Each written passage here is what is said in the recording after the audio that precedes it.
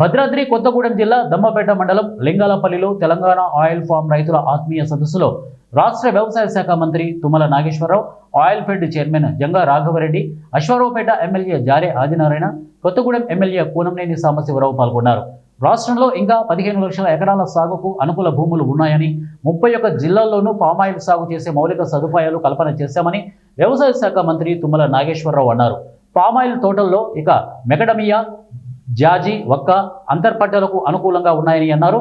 దేశంలో 97 లక్షల మెట్రిక్ టన్నుల పామాయిల్ దిగుమతి చేసుకుంటున్నామని, మనం పూర్తి శాతం పామాయిల్ సాగు చేసుకుంటే ఇంకా లాభాలు గడించవచ్చని వారు అన్నారు.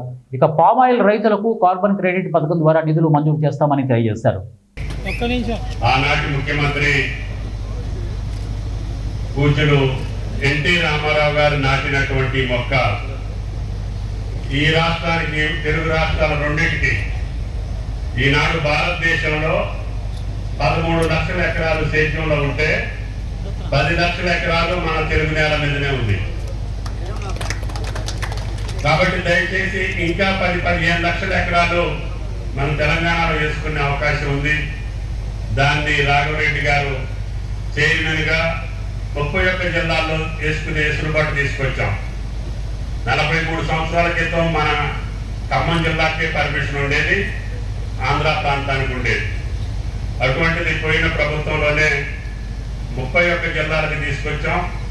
అన్ని జిల్లాలు కూడా ఈనాడు కొన్ని ప్రైవేట్ కంపెనీలకి, కొన్ని ఆయిల్ ఫెడ్ కూడా ఉంచి ఈ యొక్క వ్యవసాయాన్ని ముందుకు తీసుకెళ్తే రైతు నిబ్బరంగా, నిశ్చింతగా వ్యవసాయం ఎప్పుడు కూడా అతన్ని మోసం చేసే అవకాశం ఉండదనే ఆలోచనతో ఈనాడు నాకు ఈ ప్రభుత్వంలో వచ్చినటువంటి అవకాశాన్ని, నేను ఏ శాఖలో ఉన్నా ఈ శాఖని ప్రోత్సహిస్తూనే దీనికి కావలసినటువంటి వెసులుబాటు క్రియేట్ చేసి, పోయిన ప్రభుత్వంలో మన ఫ్యాక్టరీ రావటం మూలాన ధర కూడా అనుకున్నట్టుగా ఒడిదుడుకులున్నా ఈనాడు రైతుకు సంతోషపడేటట్టుగా ధర నిర్ణయం జరుగుతూ ఉంది. ఎందుకంటే లేటెస్ట్ మిషనరీ తోటి మనం అపారాపేట కట్టుకున్నాం కాబట్టి దాని యొక్క ఓఈఆర్ పర్సెంటేజ్ పెరగటం వలన మన రేటే ప్రైవేట్ ఫ్యాక్టరీలు కూడా దేశమంతా ఇవ్వాల్సిన పరిస్థితి వచ్చింది. గాడ్రేజ్ మేనేజర్ గారు ఉన్నారు, చాలా కూడా మంచి ఫ్యాక్టరీ ఆ ప్రాంతానికి కూడా రావాలని, సొత్తుపేట ప్రాంతానికి కూడా ఈరోజు మొట్టమొదటి సంతకం పెట్టి కల్లూరుగూడెం కూడా మొదలైంది.